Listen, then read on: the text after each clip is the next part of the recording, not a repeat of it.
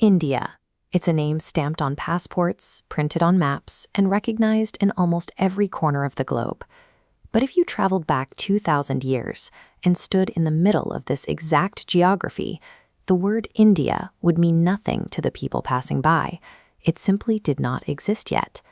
The inhabitants of that era used names that spoke to the physical reality of their lives, naming their world after the rivers that watered their crops, the clans that ruled them, or the fruit trees growing in their backyards. To understand the identity of the nation today, we have to look at how it named itself long before the outside world intervened. Before any political borders were drawn, geography defined the limits of the subcontinent. Nature itself constructed an undeniable boundary. This physical map shows the northern edge sealed off by a massive shield of rock and ice, the Himalayas. To the south, the peninsula is locked in by the Arabian Sea and the Bay of Bengal, completing the enclosure. Because nature created this distinct, isolated geographic container, the people living inside it naturally began to conceptualize the land as one connected world. India's most ancient text, the Rig Veda, describes a world centered primarily in the northwest.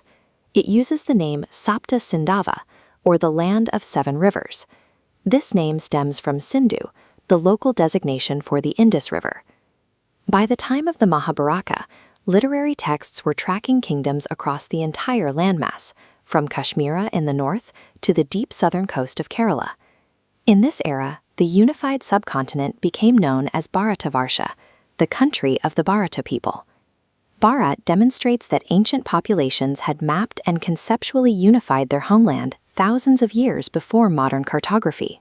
The Vishnu Purana offers a precise definition of Bharat as the specific land lying north of the ocean and south of the snowy mountains. This wasn't just a northern perspective. An ancient Tamil poem from the deep south used the exact same geographic markers, from the Great Mountain in the north to Cape Kumari. Around 250 BCE, the empire of Ashoka used a different, nature-based name, Jambu Dwipa. This means the island of the jamun tree, effectively naming a massive landmass after a humble fruit tree native to the soil. Whether named for an ancient clan or a local tree, these insider names were deeply authentic to the culture of the subcontinent. While the inhabitants looked inward, the outside world struggled to pronounce what they heard. In the 6th century BCE, Persians reached the Sindhu River. Their language altered the S to an H, creating the term Hindu. Greeks inherited this, but lacking the H sound, dropped it, resulting in Indoi. Adopted into Latin, it became the word we use today, India. Other cultures developed their own variations, such as the Chinese Tianzhu or the later Persian Hindustan.